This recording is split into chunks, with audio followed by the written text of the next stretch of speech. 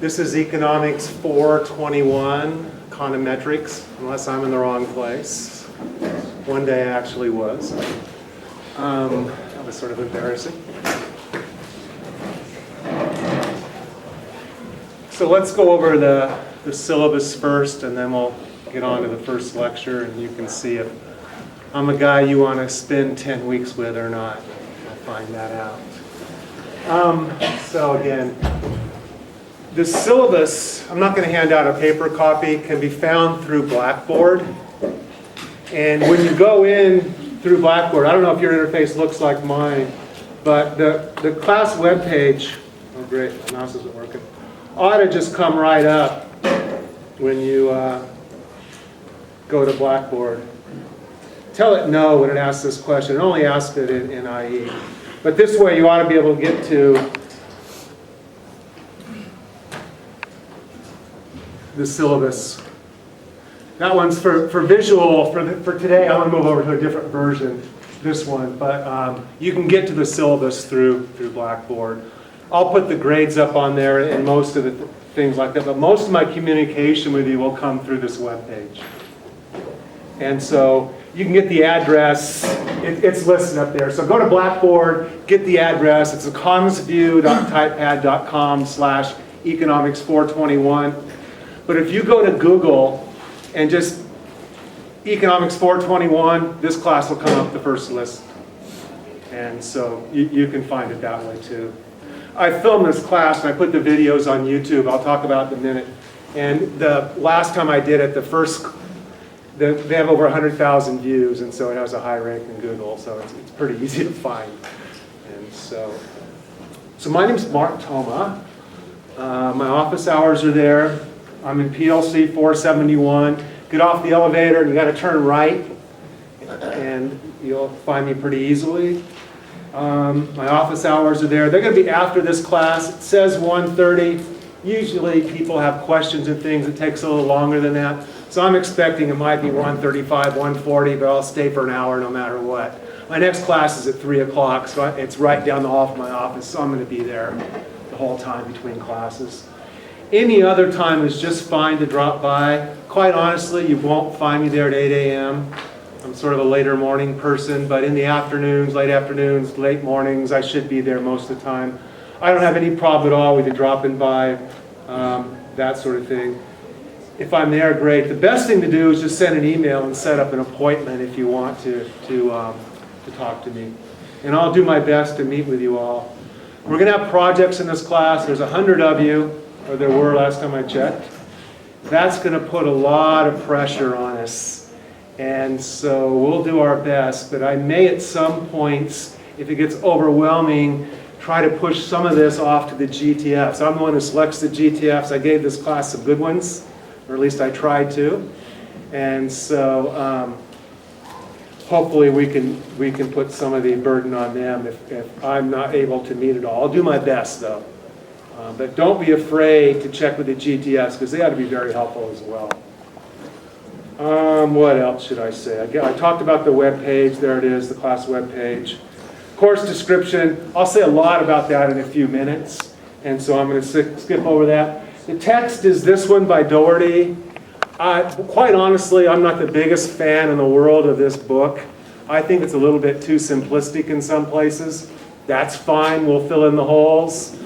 But making you buy another $150 book or whatever they cost these days for the marginal benefit you'd get from switching over and above what I can do anyway seemed very minor. And so I decided to just stick with this book. I'll follow the book closely, but sometimes it may enhance what's here because sometimes I don't think it goes into enough detail to explain things and give you the intuition and give you the things you need to actually do this stuff right. So we're going to use the same book. Shouldn't have to buy any more if you had this last quarter. And we'll fix any shortcomings in class. What else? The prereqs are Econ 420. You will want to have had that. I think this would be pretty hard without it. The class has labs. Those are the instructors, Holden and Tang. Those two also did this last quarter. The person who did this last quarter borrowed my notes and my problem sets and all of that. And so they've already been through all this once. including all the problem sets and everything, so they're well prepared. We'll do a lot in labs. We'll turn in homeworks, pass homeworks back, pass exams back. We'll go over procedures. We'll do all sorts of things. So it's something you probably want to attend. I'm not going to take formal attendance, but the things we do in lab are, of course, part of the class. So you'll want to go. So there's a midterm and a final. The midterm is going to be on February 3rd. That's Thursday of week 5. I like to do it in week 6 on that Monday after the weekend, but I'm going to be gone that day, going to the New York Fed for a conference, and so we'll have it that day. The final, I don't make the final schedule. I am not a morning person, and Friday is the worst day for finals, but it's at Friday at 8 a.m., and I simply do not give finals early. And so if you've got plane tickets or someone's going to make you come home and you need to leave town early, this is not going to be the class for you. You're going to need to find other arrangements. When people are sick of things, if I ever give makeups, I give them after, never before the final. The reason is, one person can find out what's on the final and tell 50 people and really pollute the exam. If that person finds out what's on the exam, I've got 1/100th of a problem. That's not such a big problem. So making people take it after the final is way safer from a security point of view. And that's my reason for that. So final is, again, 8 a.m. on Friday of finals week. And we'll deal with that. There's going to be an empirical project in this class. Oh, there'll also be some homeworks along the way as well. So the midterm's 30, the final's 40. We'll have homeworks that count for part of the grade. I've got it there somewhere. I'm not seeing it. The empirical project's 15% of the grade. And we'll have a lot more to say about that along the way. What I found in doing this course over the years is that you tend to put it off till the last weeks. So what I'm going to do is have benchmarks along the way. You're going to have certain things done by certain points in time. And that'll keep the project on track for all of you so that by the last week you won't have this rush to try to get it done. Nevertheless, the last week's going to be a crush for all of us. But we'll do our best to get you ready beforehand, right, by having some benchmarks and things you need to do along the way. But again, I'll have handouts on the project, what we expect, what questions you should answer, how long it should be, what the design will be, all that sort of thing will be given out later. So there shouldn't be any more. There shouldn't be any uncertainty about what you're supposed to do once the time comes to start writing it. The computer labs, we're going to use eViews again, this thing. It's fine. You should all have it from last quarter. It's installed in the CISL lab and elsewhere. So I think I don't need to say much about that. You should know how to run that fairly well. And there's the homeworks, 15% of your grade. There's a tentative course outline there. It's a short one. You're going to want to get familiar with this web page because on this right-hand sidebar over here, there's some useful things. My office is there, my email, the GTF's offices, their email, their office hours. I don't have them all yet, but I'll get them on there soon. Then these categories are useful. For instance, if you want the old midterms, you can just click on that, and it should bring up all the old midterms that I've ever given in this class. If you want to see what I've done in the past, you can get the past courses. So here's the Winter 09 course, for instance. Oh, shoot, I'm in a 64-bit system and YouTube doesn't play.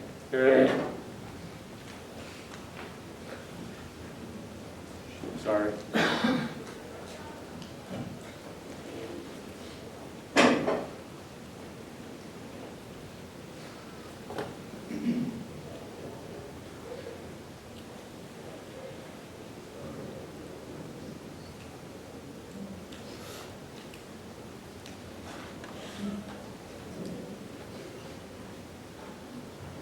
Okay, what did I do wrong? Nothing. There we go. So each day, I put up the materials for each class, what we're going to cover, what we cover next time, that sort of thing. And then I'll post the videos from each class through YouTube on here. The homeworks will be on the web page. If you want to know what homeworks you're going to get, you can go to the past class. If you want to get ahead of the curve, I'm going to give the same homeworks I gave in the past. There's the project things I was talking about. This is one of the handouts. So all this will be posted on the class webpage. And you'll want to get used to looking into that. So again, there's review materials on there. If you want to know what we're going to cover in the class, you can hit review. When the final comes, great. I'll put up all the topics for the final, so there'll be review and all sorts of stuff. So take a look at that sidebar, get used to the information there, because it's going to be useful for you. If you want a really detailed syllabus, look at this topics for the final and the review from last time. And that'll tell you exactly everything we're going to cover in this course in the order that we covered it. Okay, anything else there? There's a link to my blog. I have an economics blog. I just put this up a little while ago. If you want to look in on it, that's great, but it's not part of the class. It's a lot of my personal opinions. It gets about 20,000 visitors a day. It's pretty active and takes a lot of my time. And there's a link to it there. And that's all I'm going to say about that.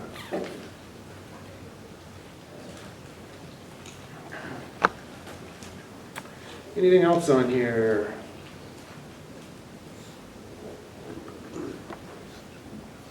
No.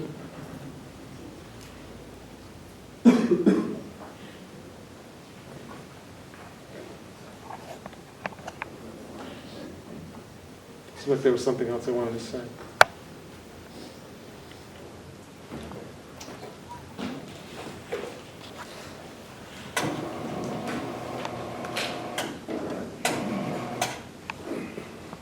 Okay, any questions about all that? What did I forget to say?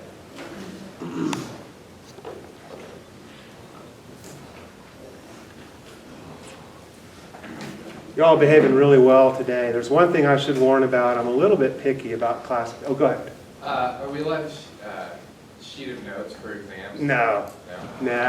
Sorry. Tiger spoiled us. What is that? Tiger spoiled us. Tiger spoiled us. Oh yeah, probably so. We can explain that later. I can justify my reasoning for that, but I just think it's better.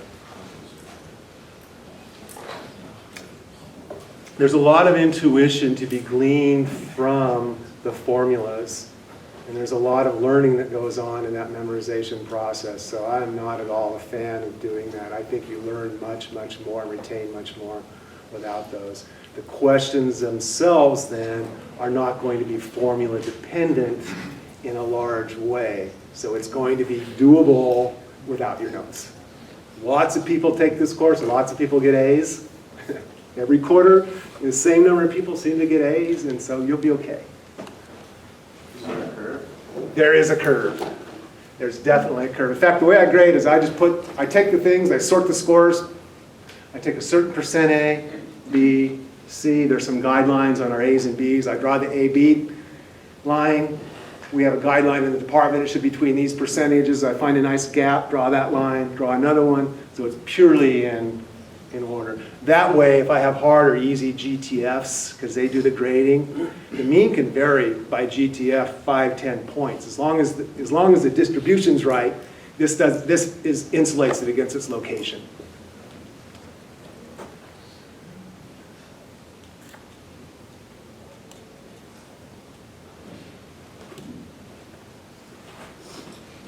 Sorry to disappoint you.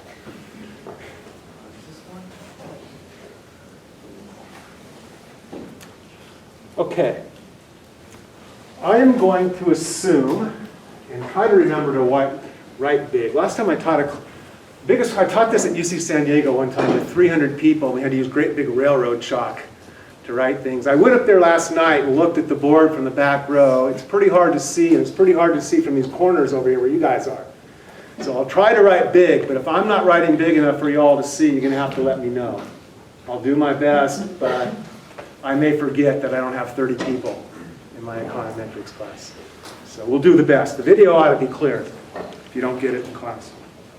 I'm going to assume basic familiarity that you're familiar with the basic linear regression model. Beta 1 plus beta 2 x 2i plus beta 3 x3i plus beta to the k, xki plus ui. So presumably you learned about that basic regression line last time, basic regression model. And you learned about the assumptions that were needed for the estimators of that model to be optimal, this property called BLUE, best linear unbiased estimators. And we'll come to that in a moment. Basically for now, you learned about this model, and then you learned about how to estimate this model. So if it was a two-variable case where you just had yi equals beta 1 plus beta 2 x2i plus ui, there's some scatter of points out there. And what you want to do is find the best fitting line for these points. So you're given a set of data on x and y, and given that set of data, you want to find the best possible fitting line, and you want to know about its properties. What are the properties of this model? Now, there are two uses of regression models. So we estimate these models for, there's actually one more, but I'm only going to talk about two. There's two main reasons why we look at these models. One is to test hypotheses, to test theories about how the world works.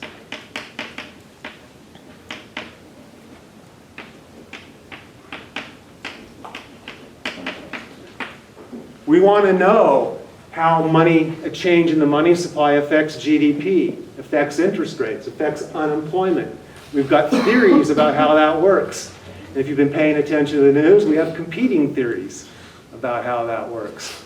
Presumably, we can use tests to discriminate among competing theoretical models and find the ones that provide the best fit, the best possible explanation for the world. And presumably that then helps us understand how the world works. This says it works this way. This says it works that way. We estimate a model, do some sort of test. We favor this model. The world more likely works this way than that way.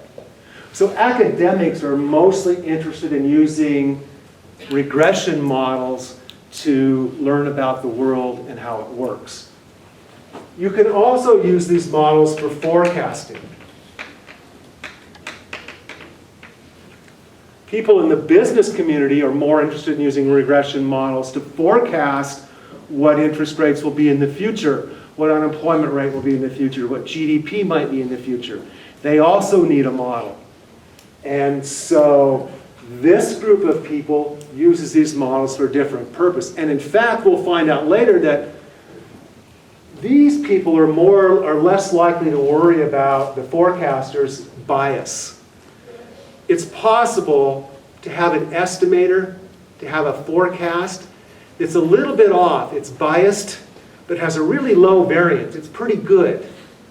Versus an estimator that's right on the button, but it has a huge variance. So one might be a little tiny bit off, but very close to the truth. The other one might be centered on the truth, but very high variance. Forecasters often will choose the biased estimator because it has a narrower forecast error.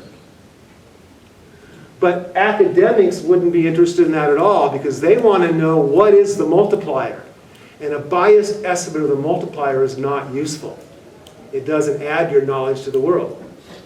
And so if you want to say, well, what's the exact truth? You're more interested in using unbiased estimators to learn about what the actual number is rather than these biased estimates. But we'll come to those things as we go through the course. The main thing now is just to realize that there's these two separate uses of models.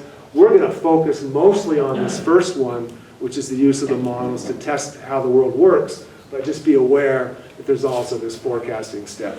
Tim Dewey teaches Econ 422, which is all about forecasting. And that's sort of the next step in the development of these models.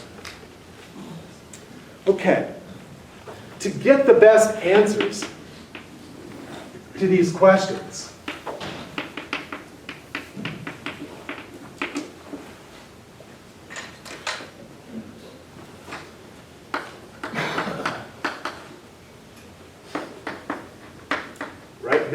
Gotta remember that. We need the best fitting model. So how do you get that?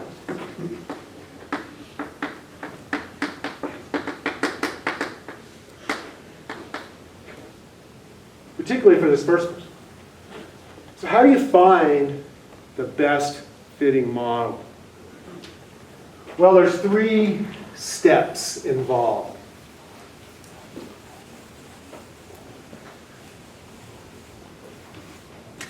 The first step is to specify the model, what we call the specification of the model. So far, we've pretty much, I'm not sure how much Jeremy did on this, but so far you've probably assumed you had the correct model. You did a little bit on omitted variables, a little bit on the inclusion of extraneous variables, I believe, in Jeremy's class, which are model misspecification topics. But I don't think you really got into model misspecification too much. Should you use lags of a variable? How many x's should you include? Should I log a variable? Should I square it? Should I use an interaction term, x2 times x3? Win or low? Should I use 1 over x as my variable, or x itself? What's the difference? Why do we use the log of x so much? What's the advantage of specifying a model with logs? Should we use squares of variables? We'll run wage regressions in this class. We'll find out if you leave out wage squared, you're going to get really, really bad estimates. You're not going to learn about the world because you start with a misspecified model. How do you know that age squared is supposed to be in there? How do you find that out? How do people discover the fact that wage squared has to be part of a regression model? And this is something you'll confront head on when you try to do your projects. You'll try to figure out what variables are in there and what data do I have. So you might have the perfect model in mind, you go out to look for data, and there's no data on it, but there's something close. If I use something close to the true piece of data, is that okay? If I use something that's measured with error, is that okay? Suppose I need some variable. Suppose I need the x ante-real interest rate, which is what matters in economics. But all I can get from the data is the x post-real rate. Is that a problem? How does that affect the estimation? If I specify the model incorrectly, what kinds of problems do I get? So we'll want to talk about that. How do you write down the best fitting model? How do you write down the proper model? How do you test that it's a proper model? What do you do? We're going to look at something like, for instance, the Akaike information criteria as a way of looking at the specification. We'll look at a way to test whether we should include this variable in the model or not. To test whether M2 should have 3 lags or 4 lags. If I need to use lags of money because there's persistence, how do I know whether to use 3, 4, 5, 6, or 7 lags? Where do I stop? All those kinds of questions we'll have to confront head on as we look at this specification step. We'll also have to worry about the error term, which I've lost. What's the right way to specify this error term? What if it's not normally distributed? What if it follows some other distribution? You've mostly assumed you have normally distributed error, and that gives you T's and F's and all kinds of nice distributions. What if your error is distributed some other way? Is that something we can overcome with model specification? And so there's just lots and lots and lots of issues that we'll need to look at here as we talk about specification. Now, once we have the model specified, the next step is estimation. So assume for now that we have the correct model. We've managed to write down a model that's maybe not perfect, but good enough. We have a decent model here. How do we estimate it? Well, we're going to have to learn all sorts of different estimators in here, but let's talk about estimation just briefly here as we start. So remember that our goal is to fit a line to a bunch of data. So we have this scatter plot of data, and we fit a line. Now, if I just pick one data point here, and I measure this distance, this is the true line,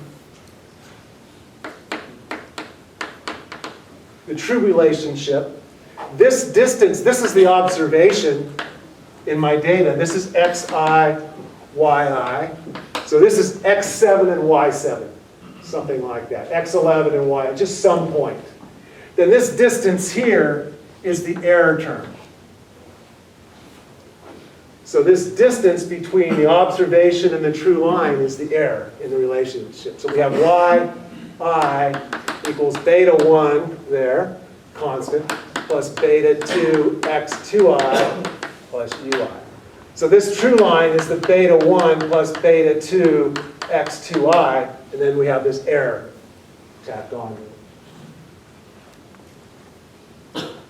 Now, what you learned to do was you would minimize the sum over all your observations. What'd you use, n probably? Jeremy's a time series guy, so he probably used cap t's a lot, or do you use n's? Mostly n's? Okay.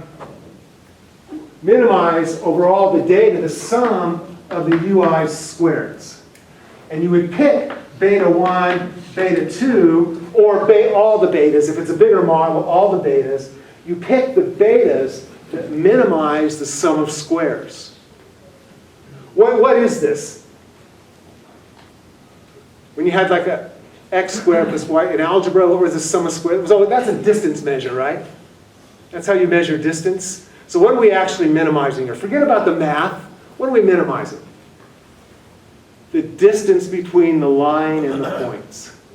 We're finding the line that's the minimum squared distance between the points, between the line and the point. So we're just minimizing the distance. So if you add up all these distances and square them,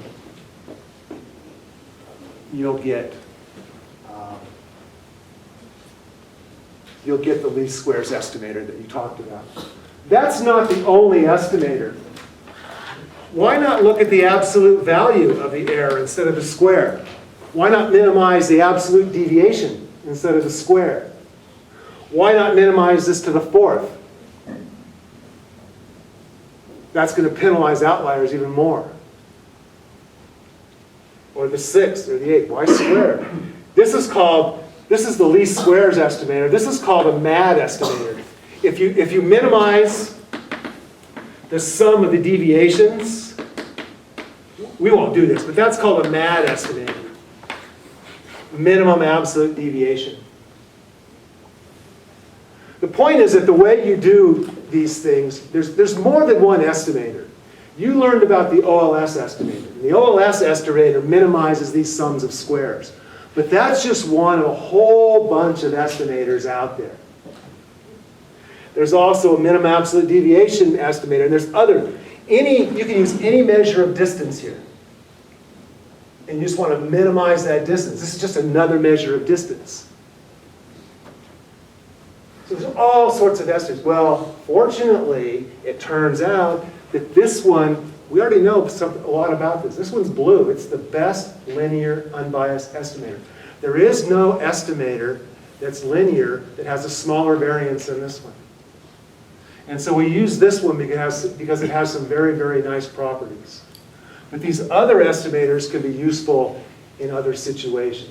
But anyway, the point is that there's lots and lots and lots of different estimators. We're going to still focus on the least squares estimators, but I just wanted to make you aware of this. I just wanted to make you aware of the fact that there's other estimators. And we're going to look at some other things, like instead of doing OLS, we'll do things called GLS. We'll look at different sorts of estimators out there. And so they're in this class, but we're going to look at a variety of different ways to estimate this line over and above what you've already learned, which is the OLS estimator. Okay, so why do we have to do that? Let me make sure I'm... The reason why we're going to need all of these different estimators is that sometimes we have these assumptions that make them, and I'm going to write, there's 10 of them, I'm going to write them down in a few minutes. If those assumptions are satisfied, we know we have the best linear unbiased estimator. So as long as these assumptions are true, the OLS estimator is the best estimator that you can get, linear estimator.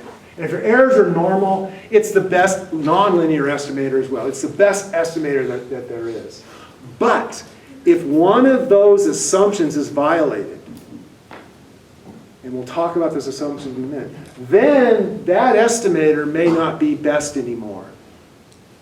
There may be other estimators that are better. So if you have correlation between the right-hand variable and the error, if you have serial correlation, if you have heteroscedasticity, if you have all sorts of problems that we're going to talk about during the course, this estimator is no longer valid.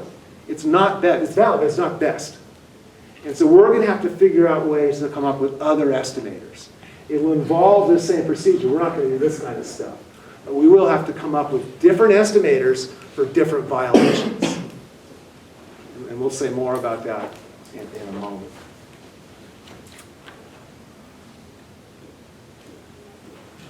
Okay.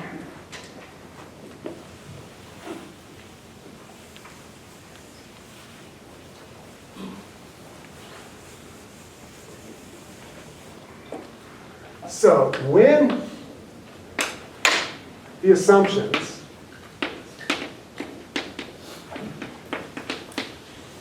of the Gauss-Markov theorem, I hope that's what you called it, are satisfied,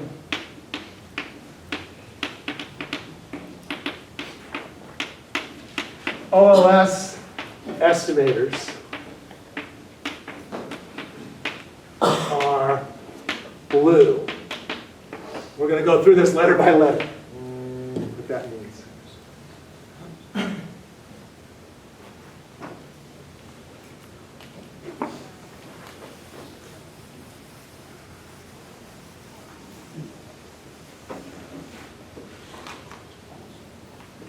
So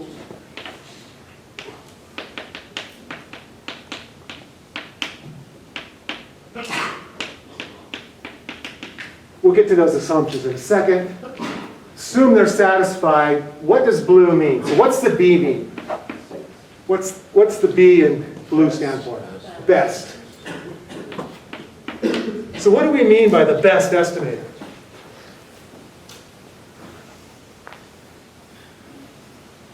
No bias. And that's actually Lowest variance. lowest variance, yeah. It's a minimum variance estimator.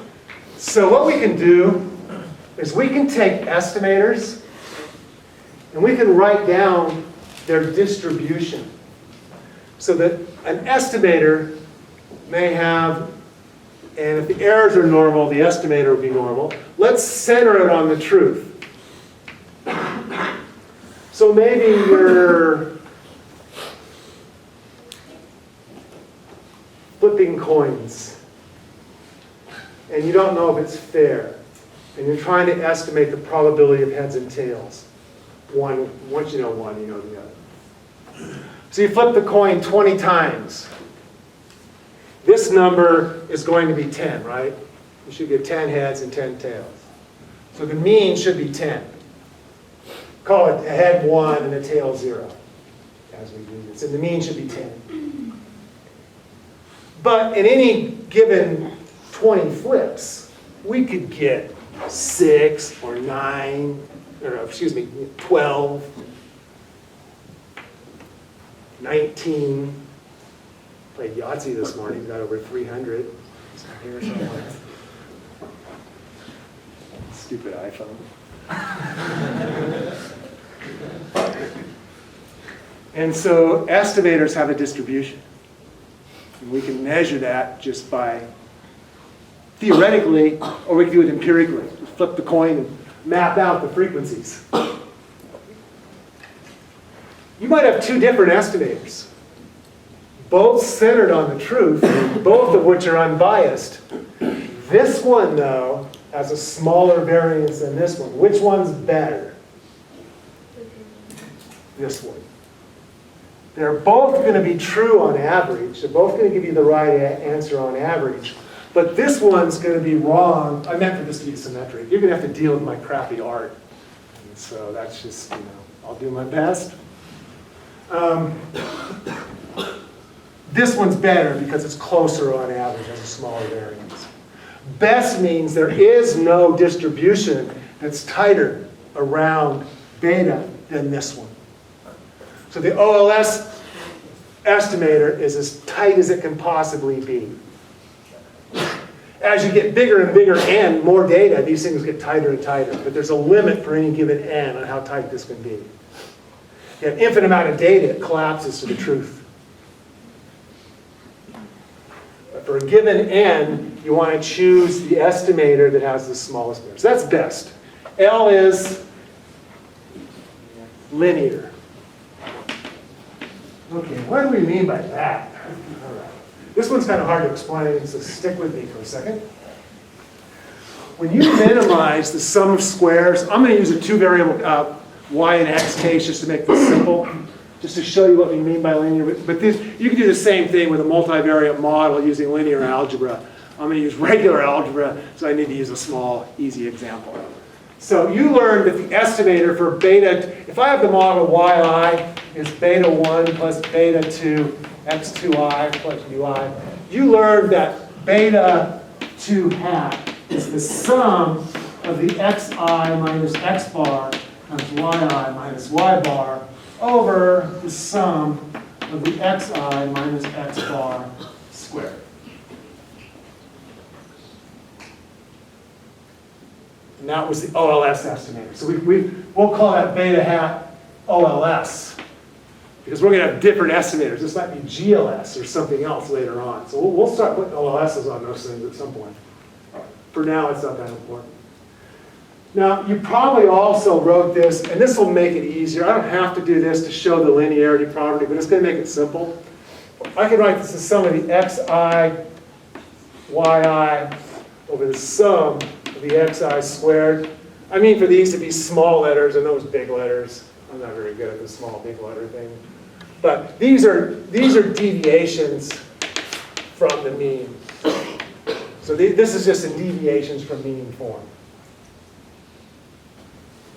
Let alpha I be xi over the sum of the xi squared.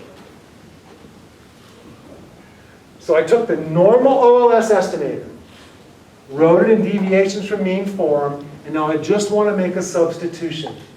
That's all I want to do. This is just some number, right? This is a sum from 1 to n of the xi squareds. We flipped a coin, these are just the x's. So we just add them up. This is just a number. This is the only thing that changes with I. But anyway, so we can write the estimator then, beta hat OLS, as the sum of the alpha I, yi. That's what we mean by linearity. This estimator is linear in y. There's no y squareds here. It's just the sum of a coefficient times y, coefficient times y, coefficient times y. So that's a linear operator, we say. There's a mathematical test for linearity we won't go through. But when it's in that form, it's linear. Sometimes there are nonlinear estimators that are better. When we do OLS, this estimator, this is the best linear estimator, the best estimator of this form. But sometimes there are estimators in another form that are better. We're going to look at something later called autoregressive conditional heteroscedasticity. It's what Engel and Granger at UC San Diego got the Nobel Prize for. And all it is, it just means that the variance changes over time. And it fluctuates in a persistent way. So the variance moves over time. OLS is still the best estimator for that model of linear estimators. But there's a nonlinear estimator that can be infinitely better than the linear estimator. So that's a case where the linear estimator is still best, but there exists a nonlinear estimator that's even better. And so it's not always the case that this is the best estimator. It's only best linear. There might be one of this form, alpha I squared. That would be a nonlinear estimator. It's not linear in this thing anymore. If the errors, which I've erased, these things are normally distributed, then you know that this is best nonlinear too. But when those are non-normal, as they are in an arch model, then, because the variance moves, variance doesn't move in a normal distribution, so these aren't normal. And so, there's a different estimator that's better. Okay, unbiased. Oops. What's U stand for? Unbiased, yeah. He's buried in Grant's tomb.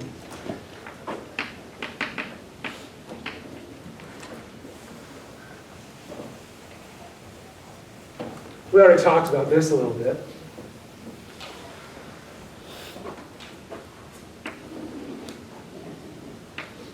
You might have one estimator that's unbiased. It looks like that. There's your unbiased estimator. It's centered on the truth. What does unbiased mean mathematically?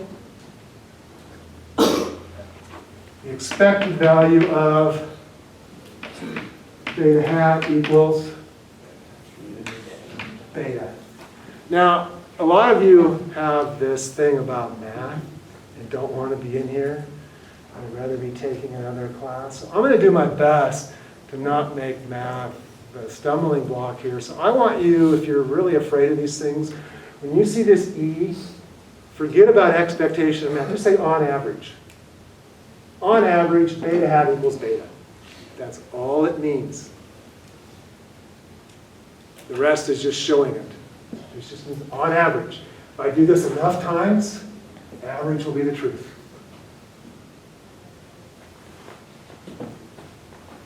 When you measure a variance, it's the sum of the yi minus y bar squared over n. That's just the average square deviation. Just the average square. That's what the variance is. It's not very mysterious.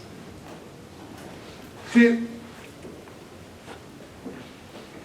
a lot of you aren't going to be using this stuff in the future when you get a real job someday. And you're going to be saying to yourself during this course, why do I have to learn all these stupid formulas and not get a cheat sheet when I'm not going to use this crap ever in my life? What's the point of it? Why make me learn it?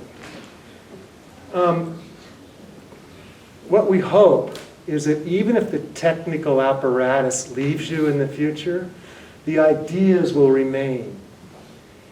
When someone sometime in the future is presenting a chart in a sales meeting and saying, look, here's our advertising versus sales. Here's the data. Here's a line that goes through it. Look how wonderful this is.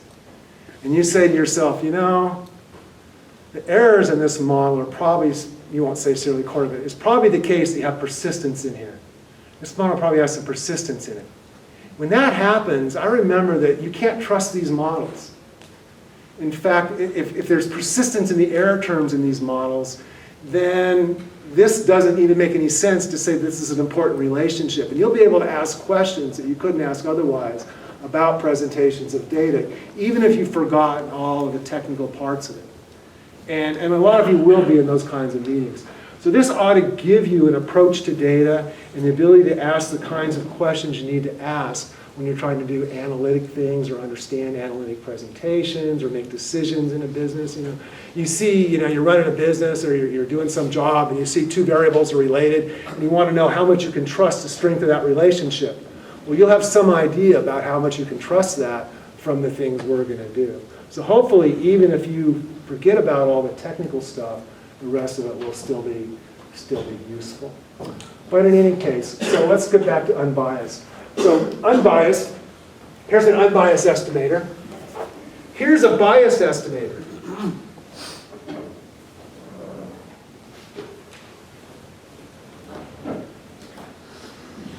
Now this is the forecaster versus academic. Okay. You might, as a forecaster, not mind that you're finding that number instead of that number, because you're so close to the truth. Someone using this estimator, they're going to be way off. They're going to be further off than you are most of the time. If you're making bets in the financial market, you want to be as close as you can get, even if there's a little bit of an error. And so a forecaster might accept this estimator. We, though, if we bound ourselves to unbiased estimators, this is the best unbiased estimator, but it doesn't say there's not a better biased estimator. Sometimes there is. Often there is. But OLS will still be the best unbiased estimator out there. And then E What's E? Estimator. That's just a rule for processing the data. There's a rule. This tells you what to do with the data.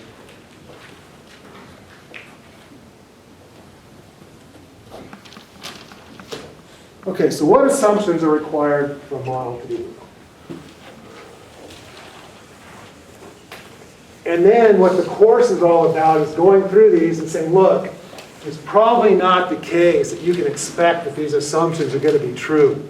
So what if they're not? What do you do? How do you get the best estimator when the Gauss-Markov theorem no longer holds? So if these assumptions are always true, there'd be no need for this class. They rarely are true. And so we need to know how to do them. Okay, so what assumptions? There are 10 of these are needed to ensure estimator is blue. I guess that's a question, not a statement.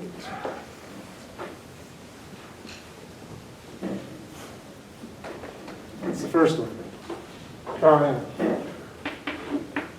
Regression, the regression model is linear in the parameters.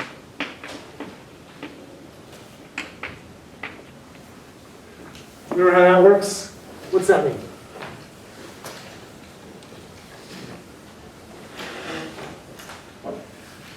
What do we mean by that?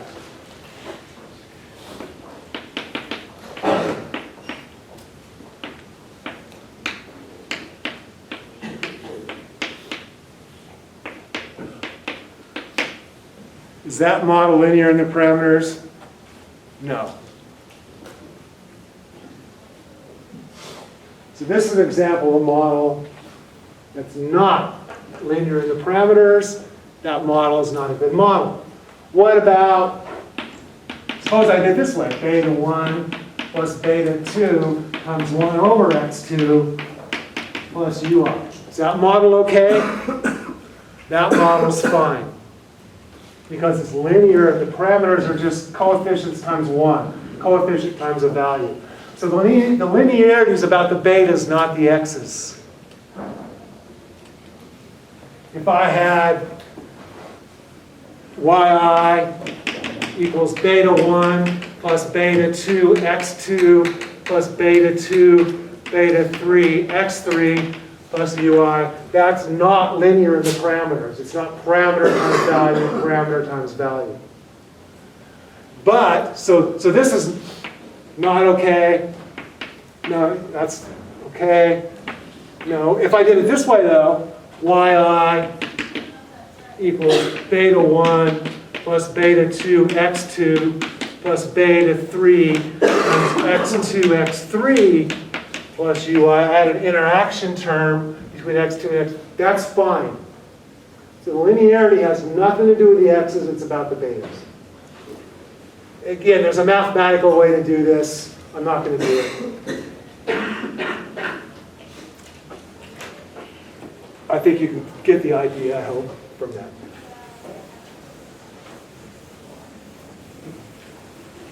Second,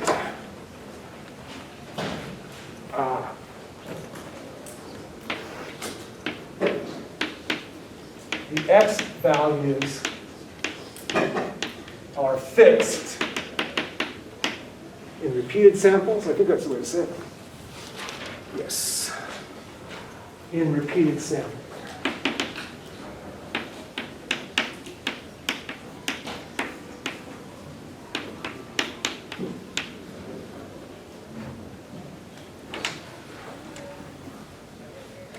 What this says is the x's are non-random.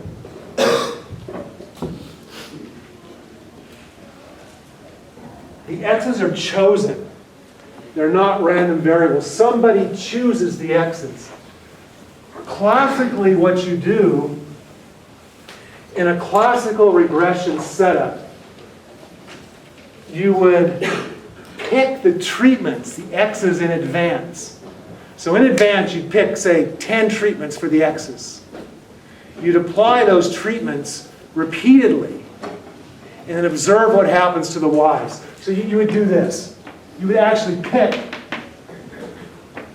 say, 4 values.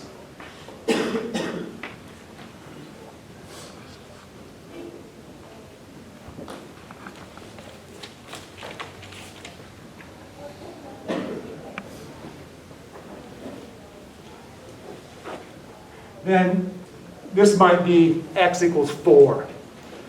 So you hit the system, you give the experiment an x of 4. And then you observe the outcomes. You might do this 20 times. Then you pick the next one, x is 6, and do it 20 times. And so on. Then when you're all done, you fit a line through the points. And I took a whole class. I was an undergraduate at Cal State Chico at Western University. And I took a whole class on how to pick the x's on experimental design. So you can spend 14 weeks on pretty much on how to pick these x's optimally. But the point here, though, is they're chosen. They're not random variables. Now, that is a very bad assumption. Often in economics, our variables are in fact random on the right-hand side. They're not fixed. What do we do then? Is OLS still okay? Depends. And we'll see what you can do. We may have to use sometimes what are called instrumental variables estimators in this case. So when the x's are random, sometimes we'll need to use instrumental variables estimators to solve the problem. But again, the point is that these x's have to be fixed. That's the assumption. And that's not true. Sometimes OLS is okay, and sometimes it's not. And we'll go through when it is and isn't as we go through the course. Okay. One good example of when the x's are non-random is when they're measured with error. Suppose that xi is xi star plus some error, ei. Maybe xi is the length of this table. So I take out my thing and I measure it, and I round to the nearest inch. Well, I don't have an exact measure, right? This is the true length of the table. I've had a little bit of an error in there when I measured the table. And that error is pretty random when I round like that. It actually follows, I think it's a uniform distribution in that case. I think rounding is uniform distribution. And so that's one case where you'd have the x that you have would have a random error associated with it. So when you round to the nearest inch, sometimes it's bigger, sometimes it's smaller than what you wrote down on a piece of paper. And no matter what degree of measurement, I go ½ inch, ¼ inch, I'm going to have an error at some level, always. If this error is small, really, really tiny relative to the length of the table, that's not going to matter much for most applications. And so when we have a small problem, randomness, it's not going to affect this very much. We'll still be okay. But as that error gets bigger and bigger and bigger, you can get severe problems using OLS. And that's just one simple example of how to get a random x. There are all kinds of other ways that your x's could end up being random. And when that happens, your estimator isn't necessarily best. All right, the error term has zero meaning. This is not an important assumption for the most part. It's easy to get over.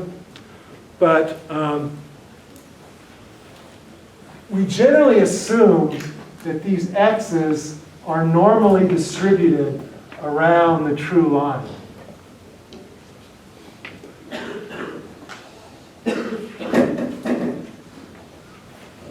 So those are supposed to be normal distributions of these x's.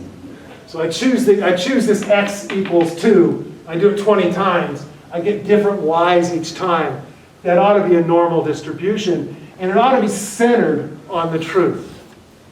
It ought to be centered on the true line if it has zero mean. So if the errors have zero mean on average, this will be centered on the true line. Now, sometimes that's not what happens. You get non-zero errors. Or non-zero constant for the errors. What am I trying to say?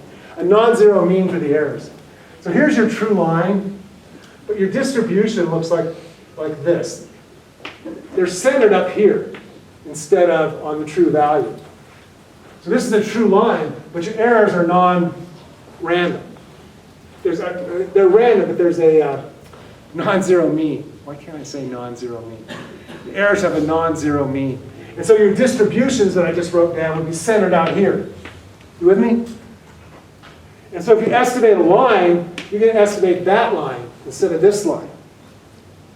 Because this is where those errors are now centered.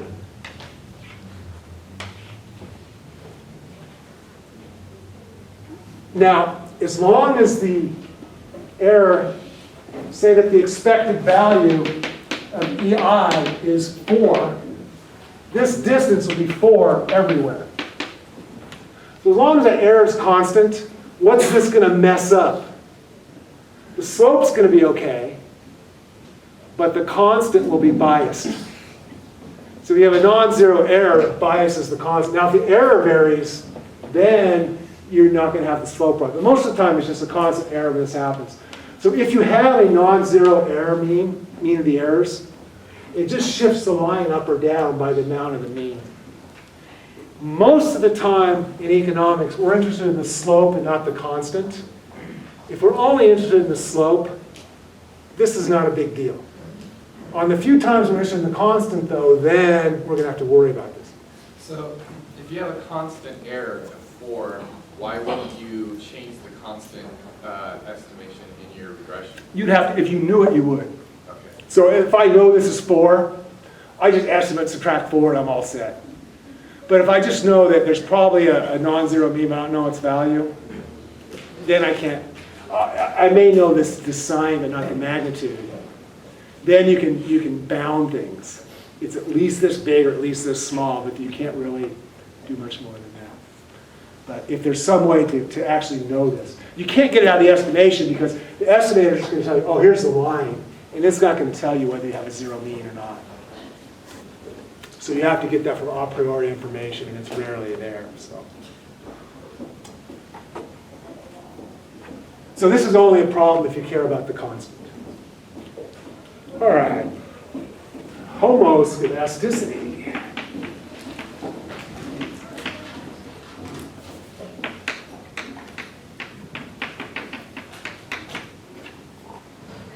What's skedasticity mean? Variance. And this means same variance. So this is the assumption that the variance of your errors are constant. Here we had the zero mean. So we're saying that the UI are distributed with a zero mean and a constant variance. The variance is, there's no I here. The variance is the same for every error. When I wrote these down, I tried to make these distributions the same spread. The variance is the same everywhere. That's not always true.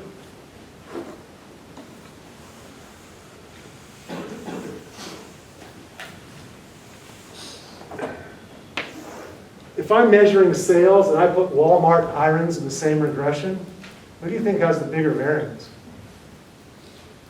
Probably Walmart.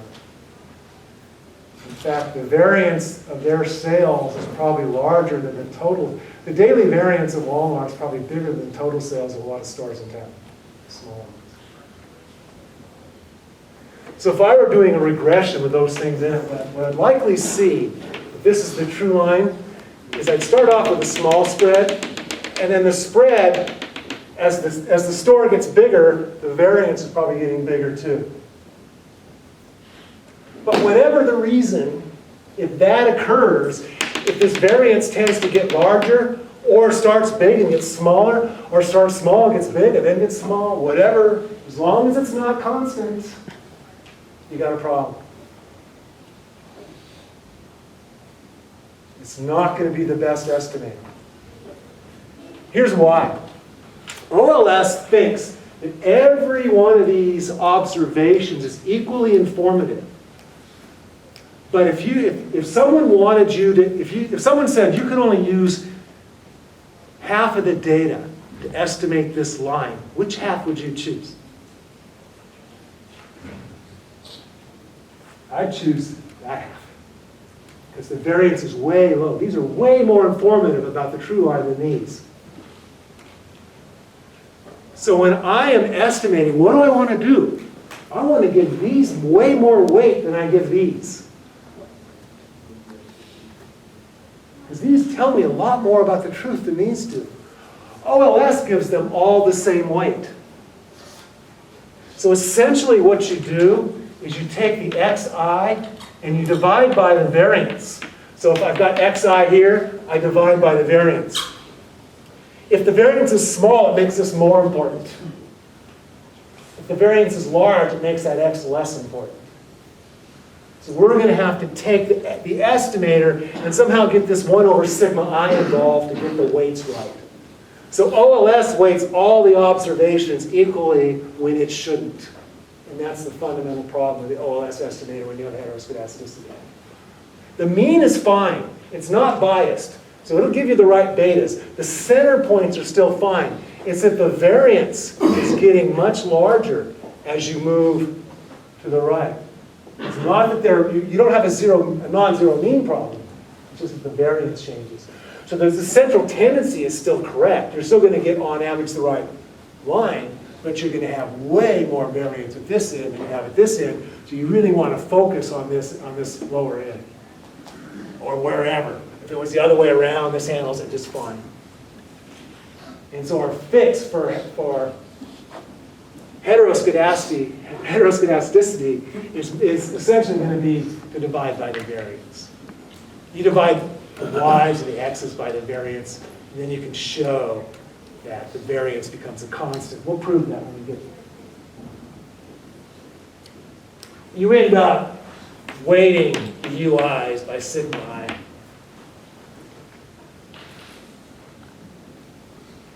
And that then does. If you take the variance of this, it's sigma, never mind. That'll fix the problem. All right, the next assumption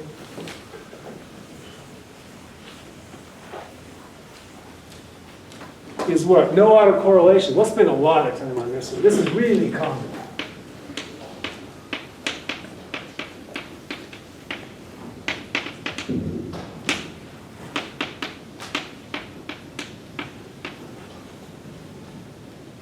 This heteroscedasticity problem is mainly a problem with cross-sectional data.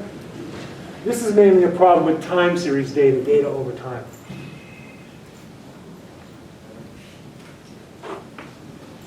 Essentially, in this case, your errors follow a pattern.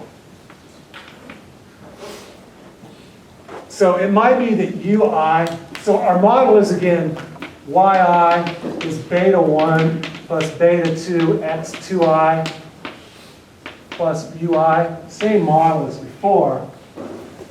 What do I use? Autocorrelation? Okay. So we're going to say, well, ui is rho ui minus 1 plus bi. So this is a random variable. So it says the error today, rho might be a half, is 1/2 the error yesterday plus some new innovation. And so your errors are persistent over time. If you've got a high error today, you're likely to have a high error tomorrow. So when rho is positive, generally your errors tend to follow this wave pattern.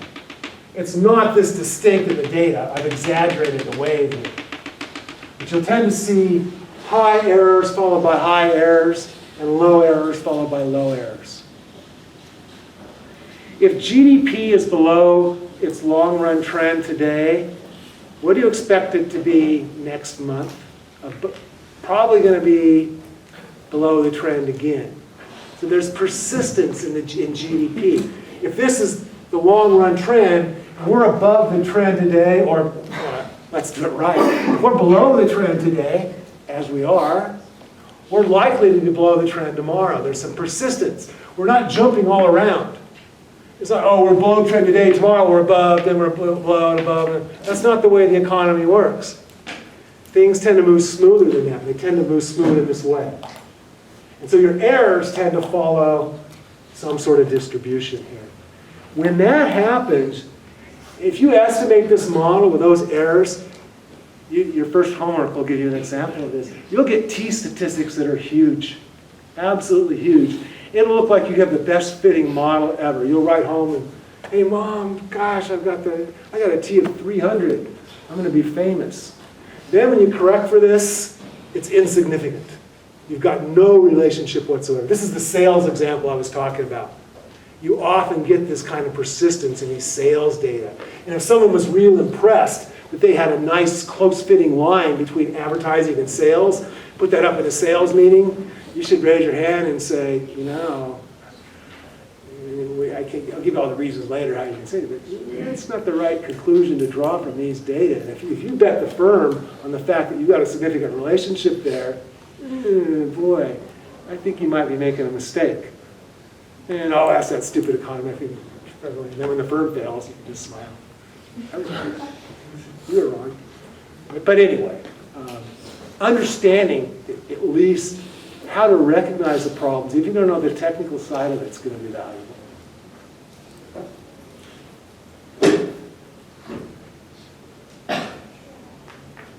Sometimes there can be more persistence than that.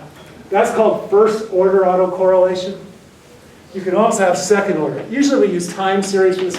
You might have row 1, ut minus 1 plus row 2, ut minus 2 plus et. So this would be second order autocorrelation. The error today depends upon the error yesterday and the day before.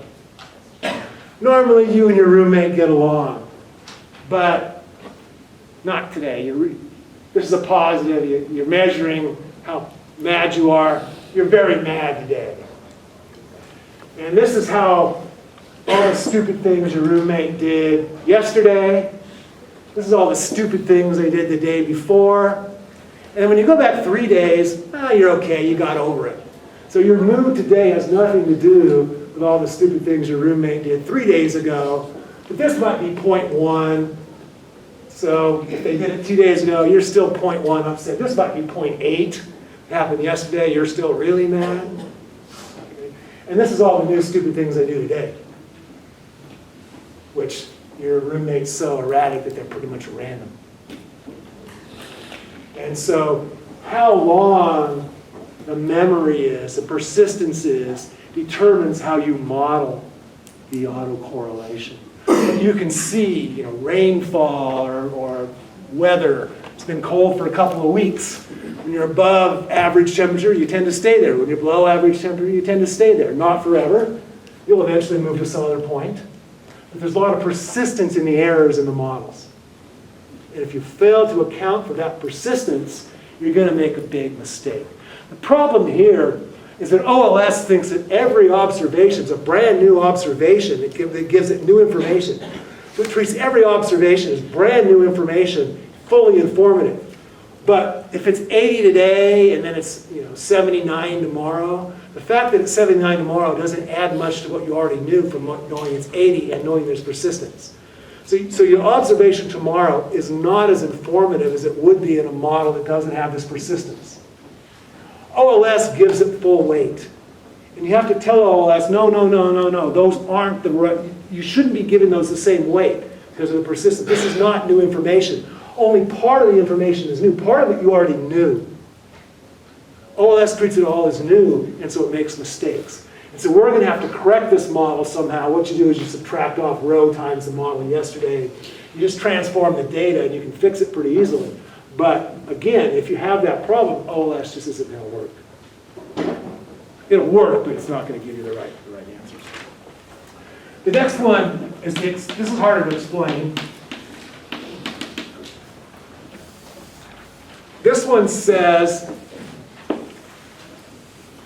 this is true for all xi. I don't want to use that symbol.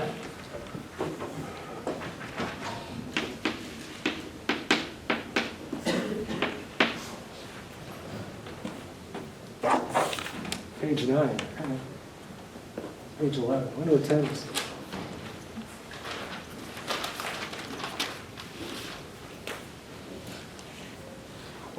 So this says that the x's and the u's are uncorrelated.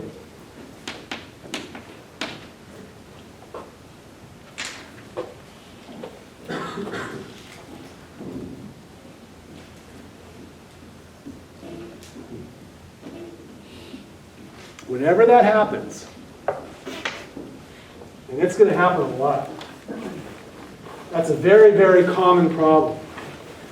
And whenever that problem happens, OLS is no longer the best estimator. OLS is no longer blue. OLS will be biased here in that case.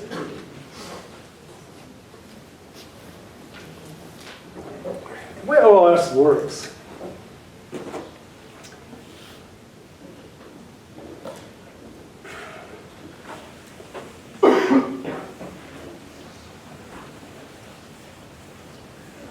here's what OLS does. It takes a model, like yi equals beta 1 plus beta 2 x2i plus beta 3 x3i plus ui. So there's our model, correctly specified, let's assume.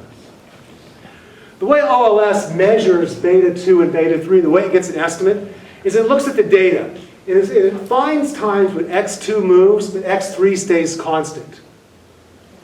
As long as x2 moves and x3, so this goes up by 4, this goes up by 8. It says, oh, beta 2 is 2.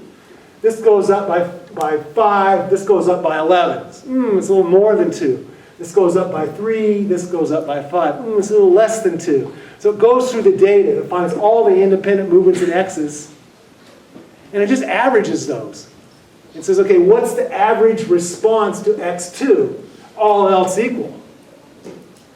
But suppose this isn't true. Suppose that's not true. That says when x goes up, u goes up. So this goes up by 3, this goes up by 6 because of that, then this goes up by another 6. Because when x goes up, say that x and u are positively correlated. Whenever x goes up, u goes up. That's what that means. So this goes up by 6, say. So now what OLS sees is this went up by 3, and this goes up by 12. It says, oh, the coefficient's 4. No, the coefficient's 2. Okay? Because of that correlation, it's getting absolutely the wrong answer. And so when that assumption's violated, when x moves and u moves, the y movement fools it. Because it moves for 2 reasons, and OLS assumes it only moves for 1. When it sees y move, it assumes that's true. It assumes this didn't move.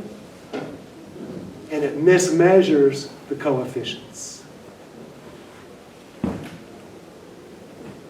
When x's are random, that's likely to happen. Your most basic model, the quantity demanded is A plus B times the price plus some error, quantity supplied.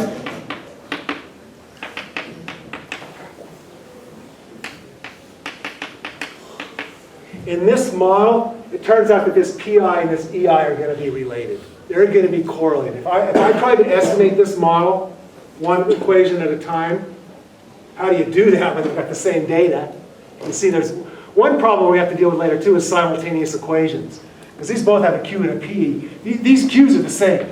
You only see one Q in the market. But anyway, in this model, this PI is going to be a random variable. And if it is, then you've got trouble. We'll come back to that later. I shouldn't have introduced that. Okay, what else? 5 minutes or less. The book doesn't add this one, but I want to put it in there. The number of observations, n, is greater than the number of variables. Okay.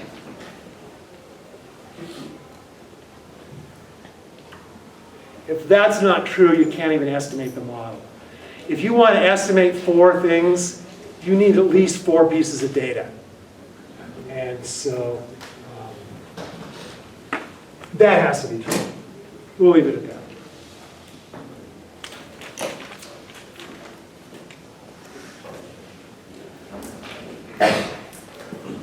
Let me do one more and then we'll do the last two next time. Number 8 is that there must be variability in the x's.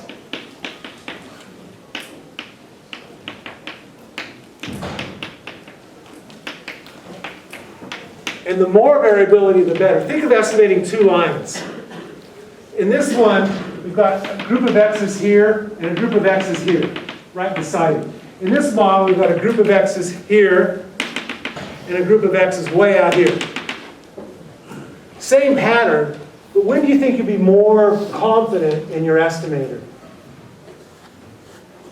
Think of the limit. Think of all your observations. Think if there's no variability in the x's at all. So you've got 100 observations, but it's all the same x. Now try to fit a line to this. What constant should you have? It looks like a teeter-totter. I mean, there's no way to know what the slope should be. That line, they all fit the same. Okay? So, and the closer your observations are together, the more uncertainty you're going to have about what the true line ought to be. The further apart they are, the better it looks. And so not only do you, if you don't have any variability in your x's at all, you can't estimate the line, but we can say more than that. More variability is better than less variability. And in fact, you saw that. For the model, yi is beta 1 plus beta 2 x2i plus ey. If you think back to 420, the variance of beta 2 hat is sigma squared over the sum of the xi minus x bar squared. What's this a measure of? In this model right here, what's the mean of the x's? X is 4. They're all 4. What's the mean? 4. So what's x minus x bar then? 0. What's the sum of zeros? 0. What's the variance in that case? Infinite. You got an infinite variance because you don't have any idea what the true beta is in that model. The bigger the spread, like here, the further apart these are, the smaller this variance is going to be. Okay. I will finish on time in this class. We've had some trouble today with people going in and out. I get emails and that happens, especially in a class like this. You're getting up in the middle here and walking out, you're disturbing everyone behind you, in front of you, and everything else. We've got videos. If you can't stay here for an hour and 20 minutes, I question why you're in college to begin with. But stay home and watch the videos and let the people that want to learn